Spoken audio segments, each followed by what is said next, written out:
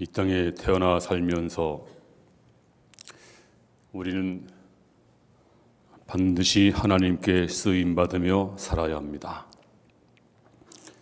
저는 여러분들이 전부 다 하나님께 쓰임받기를 바랍니다.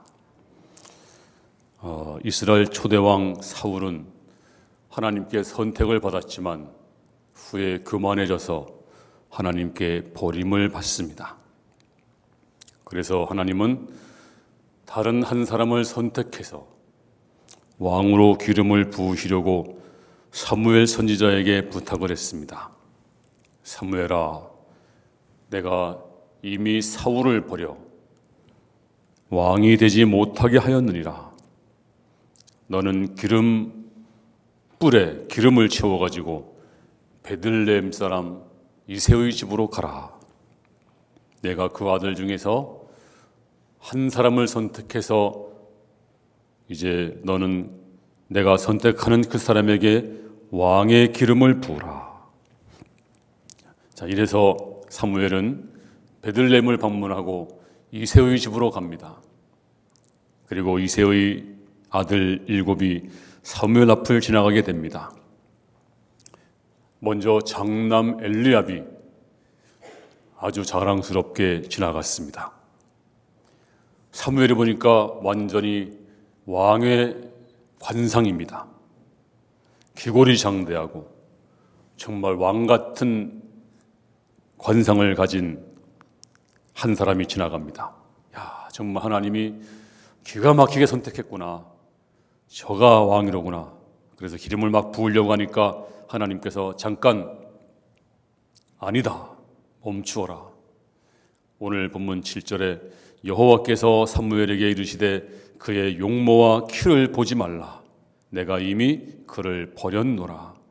내가 보는 것은 사람과 같지 아니하니 사람은 외모를 보거니와 나 여호와는 중심을 보느니라.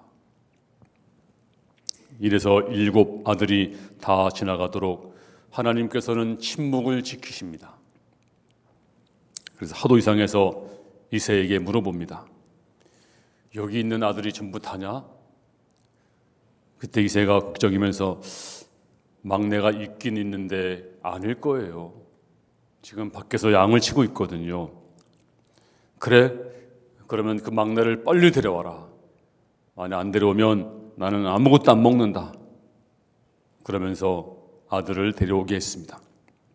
부랴부랴 아마 멀리 있던 다윗을 데려오니까, 막내 아들 데려오니까 그 이름이 다윗인데, 오늘 12절 말씀에 이에 사람을 보내어 그를 데려오매 그의 빛이 붉고 눈이 빼어나고 얼굴이 아름답더라. 여호와께서 이르시되 이가 크니 일어나 기름을 부으라 하는지라. 이래서 다윗이 이스라엘의 2대 왕으로 쓰임을 받습니다. 사람들은 외모를 보거니와, 사람은 외모를 봅니다. 그래서 외모 보지 말아야지, 그런 뜻이 아닙니다. 사람은 다 외모를 보게 돼 있습니다. 그러면 외모도 중요합니다. 취직을 할 때도 시험을 잘 봐야 되지만 더 중요한 것은 면접이잖아요. 그래서 외모가 부족하면 마지막에 떨어집니다. 옛날에는 입시 자격 가운데 하나가 용모 단정이었어요. 용모 단정이 뭘까요?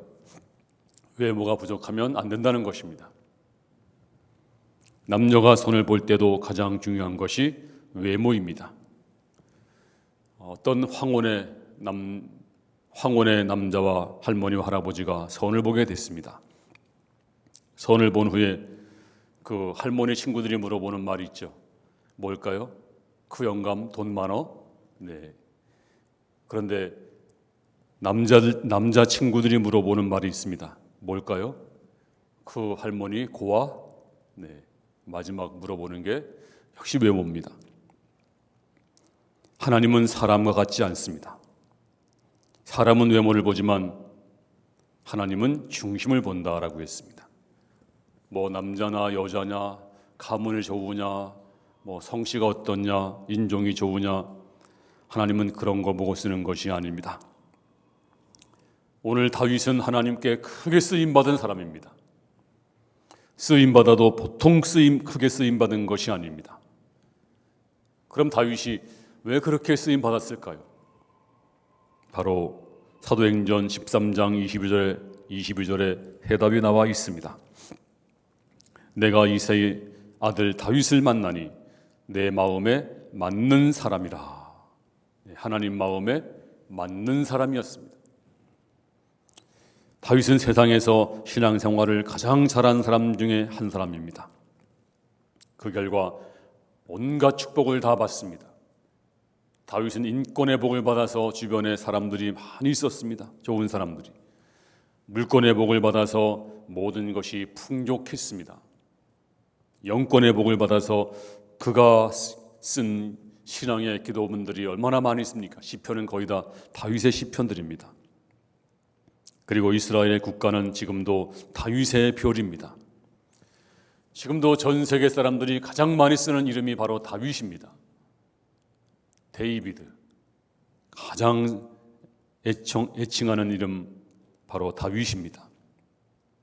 우리도 다윗처럼 하나님 마음에 드는 수 있다면, 하나님 마음에 맞을 수 있다면 다윗의 복을 여러분도 받을 수가 있습니다. 그런데 여러분들이 다윗에 대한 오해가 있는데요. 다윗은 우리가 좀 다른 사람이다. 우리가 넘볼 수 없는 정말 위인이다.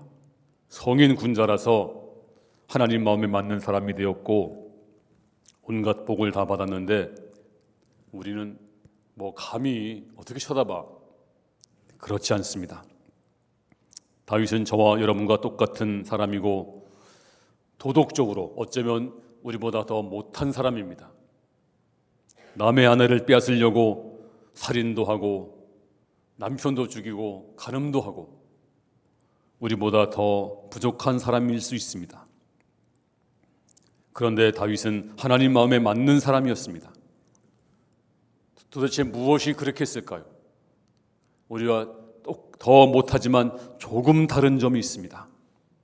조금 다른 점, 아주 작은 차이. 이것만 여러분이 아신다면 다윗처럼 쓰임받을 수가 있습니다.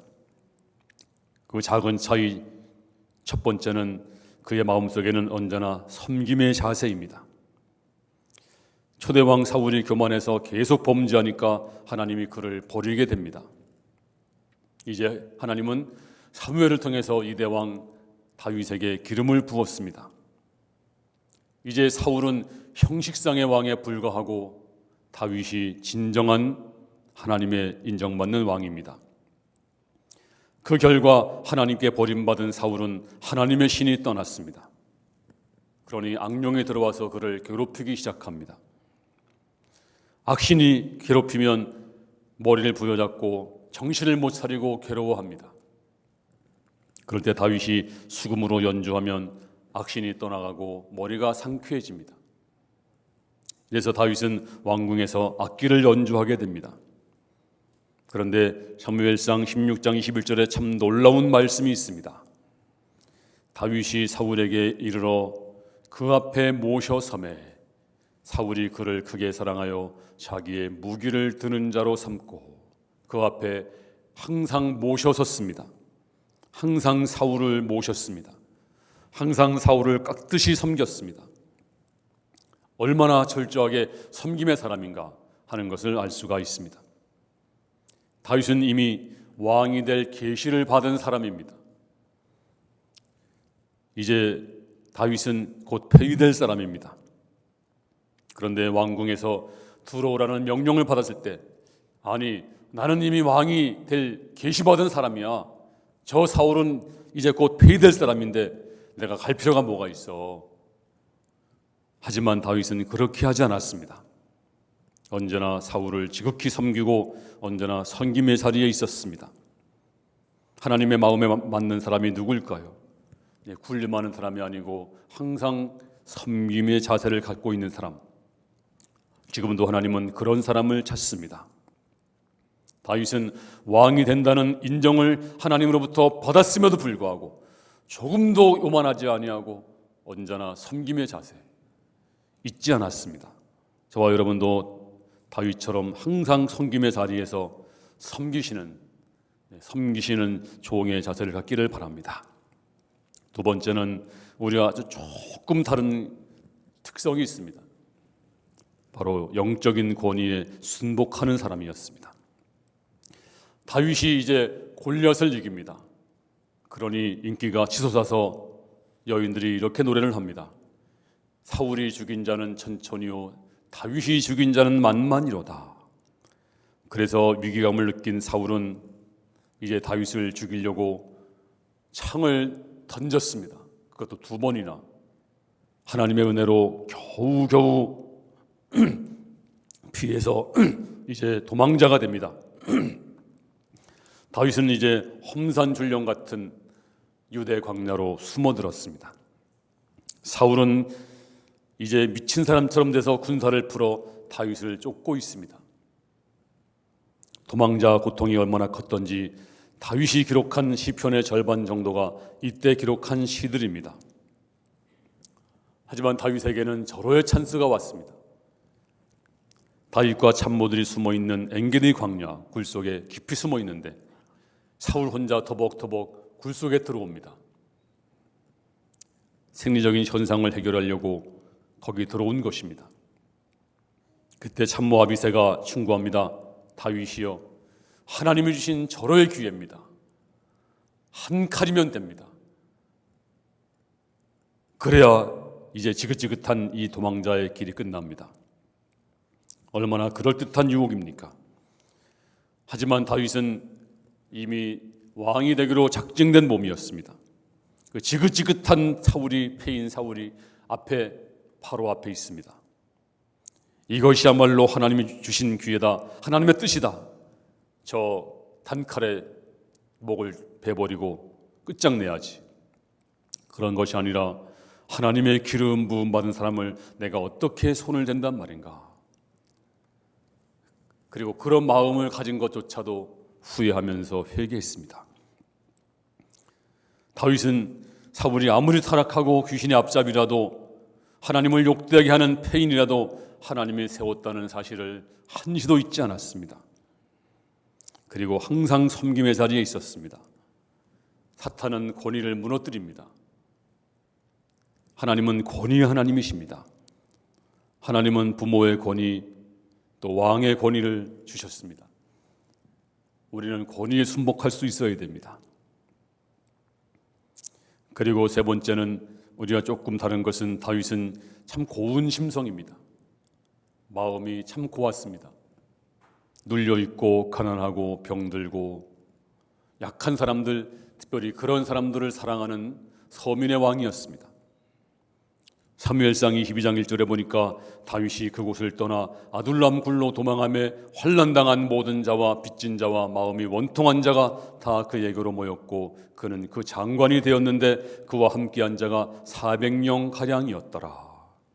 다윗이 도망할 때 사람들이 몰려 들어왔어요. 누가 몰려왔나요? 뭐 그럴듯한 사람은 없었어요. 전부 환난당한 자, 빚진 자, 마음이 원통한 자. 한 개척 목사님이 저한테 간증하기를 교회를 세워놓고 사람들이 안 오는 거예요. 너무너무 사람이 그립고 그래서 길거리에 보니까 2다리가 절단돼서 고무로 이렇게 고무로 이렇게 해가지고 끌고 다니는 그 장인이 있어서 싫다는 거를 억지로 그냥 들쳐업고 교회당으로 올라와서 그 한 사람을 놓고 설교했대요. 그러니까 그 사람은 왜 나를 여기 끌고 왔냐고 막 소리 질렀는데도 한 사람 놓고 설교하는데 너무너무 감격하고 감사하고 그랬더니 장애인들이 1분, 2분 몰려오기 시작하고 그러더니 교회가 크게 부흥했다는 간증을 들었습니다. 환난당한 자, 마음이 원통한 자, 심신장애인들, 소외당한 사람들이 다윗 주변에 몰려들었습니다. 정상적인 사람은 하나도 없었습니다. 다윗은 왕이 되어서도 서민의 왕이었습니다. 가난한 사람들의 왕이었습니다. 항상 약하고 눌리고 어려운 사람들을 사랑했습니다. 하나님은 그 마음을 보시고 그래 너는 내 마음에 맞는 사람이다. 여러분들은 누구들과 함께 교제하십니까? 혹시 무시하지 않는지요? 바로 그 어려운 사람들이 예수님이십니다. 그 어려운 장애인들, 억울한 사람들이 바로 예수님이십니다. 그런 심정으로 우리가 주님을 섬겨야 합니다. 네 번째는 우리가 조금 다른 점은 어린아이같이 단순했습니다. 그 단순함. 이제 왕이 되어서 하나님 법궤가 왕궁으로 들어옵니다. 그런데 그의 행동을 보세요. 사무엘하 6장 16절에 여호와의 궤가 다윗성으로 들어올 때 사울의 딸 미갈이 창으로 내다보다가 다윗 왕이 여호와 앞에서 뛰놀고 춤추는 것을 보고 심중에 저를 업신여긴지라. 왕은 권위가 생명입니다. 왕이 백성들 앞에서 춤을 춘다. 그것도 보니까 바지가 내려간 것도 모르고 춤을 추었습니다. 정말 채신머리 없는 짓입니다. 하지만 다윗은 하나님 앞에서 어린아이였습니다. 그러니까 부인 미갈이 다그쳤습니다. 왕이여, 춤추는 거 보니 천하고 방탕한 자가 벌거벗고 춤추는 거와 뭐가 다릅니까? 그때 왕의 대답은 이것입니다. 21절에 다윗이 미갈에게 이르되 나는 여호와 앞에서 한 것이니라. 저가 내 아비와 내가 여호와 앞에서 뛰놀리라. 하나님 앞에서 뛰놀리라. 내가 주 앞에서 한 것이니라. 얼마나 순수합니까? 그 단순함, 바로 하나님 마음에 맞는 것입니다. 또 어떤 날 다윗 왕이 전쟁 중에 한가롭게 낮잠을 자고 지붕인을 거닐다가 한 여인이 목욕하는 것을 목격합니다.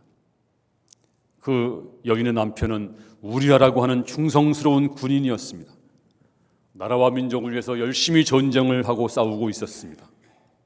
하지만 다윗 왕은 그 우리아의 아내를 궁중으로 불러서 그를 취합니다.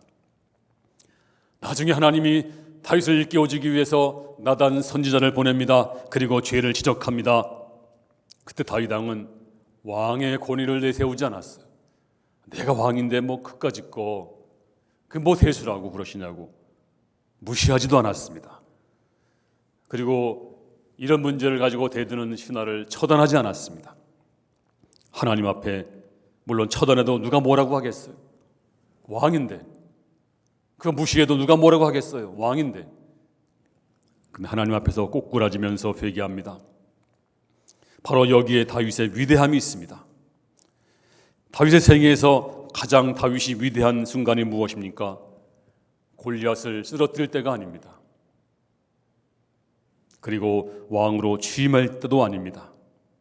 바로 이 시간, 죄를 지적할 때 그 앞에서 죄를 숨기거나 합리하지 아니하고 하나님 앞에 엎드려 내가 범죄하였나이다. 주 앞에 단순하게 엎드려지는 그 마음, 어린아이 같은 마음, 바로 이것이 하나님 마음에 맞았습니다.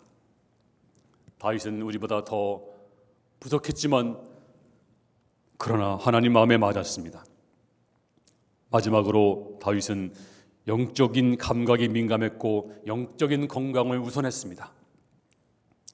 사무엘하 7장 18절에 다윗 왕이 여호와 앞에 들어가 앉아서 이르되 주 여호와여 나는 누구 오며 내 집은 무엇이간데 나로 이에 이르게 하셨나이까. 다윗이 이제 천하 통일을 했습니다. 태평성대가 찾아왔습니다. 이제 누릴 만도 합니다. 천하를 호령할 시간에 이제 그 당시 애굽보다도 그 당시에 페르시아보다도 세계에서 가장 강한 강국이 되었습니다. 그 당시 역사를 보면 다윗의 왕국보다 더 큰 왕국은 없었습니다. 천하를 호령할 그 시간에 잔치하는 것이 아니라 하나님의 천막에 들어가서 조용히 하나님을 생각합니다.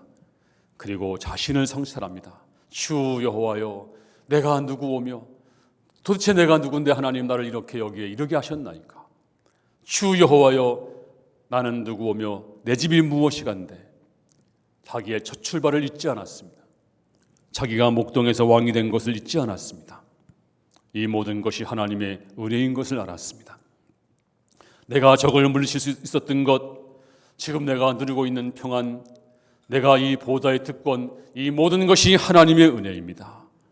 그리고 영적으로 민감하게 하나님의 성전을 짓기를 원하면서 영적으로 건강하기를 힘썼습니다. 다윗은 영적 건강이 최우선이었습니다. 하나님은 지금도 영적으로 병든 사람을 사용하지 않습니다. 병은 육신의 병도 있고 영혼의 병도 있습니다. 어떤 병이든 특징이 있어요. 병들면 식욕이 없어요. 먹고 싶지 않습니다. 건강한 사람은 먹어도 입맛이 좋습니다. 하지만 병들면 희한하게도 입맛이 딱 떨어집니다. 산의 진미도 보기 싫습니다. 암에 걸리면 입맛이 떨어집니다. 몸에서 음식을 잘 받지 않으려고 합니다. 억지로 먹어야 됩니다. 돌아가실 때 보면 암으로 돌아가시는 분을 보면 몸에 살 한 점도 없더라고요. 다 몰골이 앙상합니다.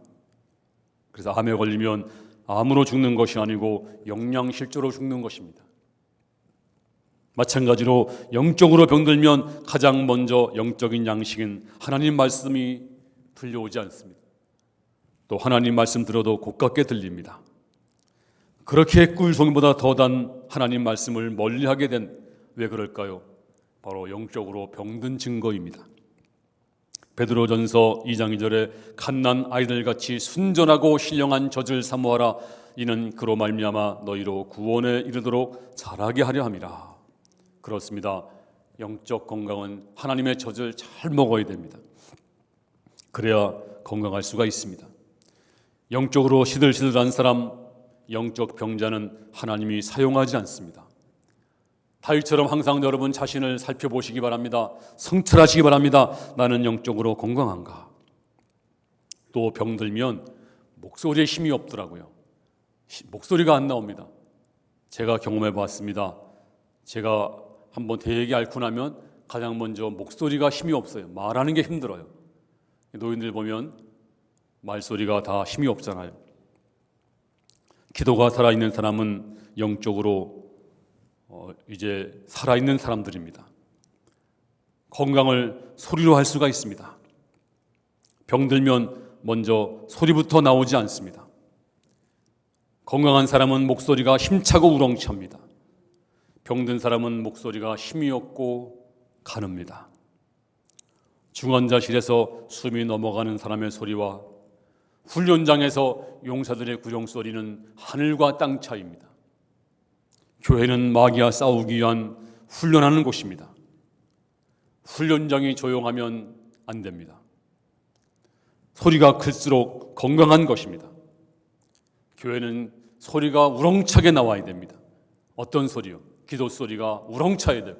찬송 소리가 우렁차야 됩니다. 죽은 사람은 조용합니다. 차갑습니다. 싸늘합니다. 우리의 위장도 내장도 뜨거워야 됩니다. 그래야 소화가 잘 됩니다. 내장이 쌀쌀하면 작은 것도 소화하지 못합니다.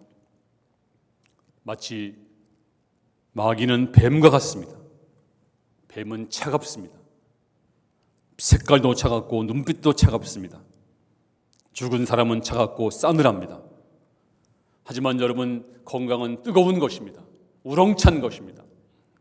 예수님은 뜨겁게 땀을 흘리며 피 흘리며 기도했습니다. 사도들도 뜨겁게 부르짖어 기도했습니다. 감옥에서 뜨겁게 소리치며 기도했고 굴 속에서도 뜨겁게 소리치며 기도했습니다. 교회는 기도에 뜨거운 불이 활활 타올라야 합니다. 교회는 뜨거운 용광로와 같은 곳입니다. 우리 기도 소리가 우렁차고 찬송 소리가 우렁차야 됩니다.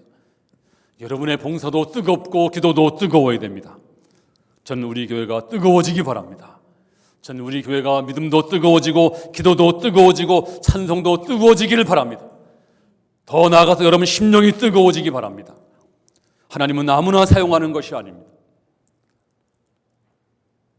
말씀을 들어도 아무 감동이 없는 사람 사용하지 않습니다. 영적인 거지는 사용하지 않습니다. 병든 사람은 사용하지 않습니다. 아무 감동도 없는 사람은 병든 사람입니다. 왜 다윗을 쓰셨습니까? 바로 다윗은 하나님으로 충만했습니다. 언제나 하나님, 언제나 하나님. 그의 시편을 보면 하나님이란 말씀이 수없이 나옵니다. 여호와 하나님, 나는 하나님 없이는 못 삽니다. 세상에서 첫날이 하나님의 국령에서 한 날이 더 좋고요. 하나님은 나의 반석이시오, 나의 피난처시오. 항상 하나님. 그렇습니다. 지금도 어떤 사람을 쓰십니까? 예수로 충만한 사람을 쓰실 줄로 믿습니다. 저는 갈보리 교회 목사입니다. 그래서 예수로 충만해야 마땅합니다. 그리고 예수에게 미쳐야 마땅합니다. 그런데 내 안에 정말 예수만 있는가? 정말 예수께 미쳐 있는가?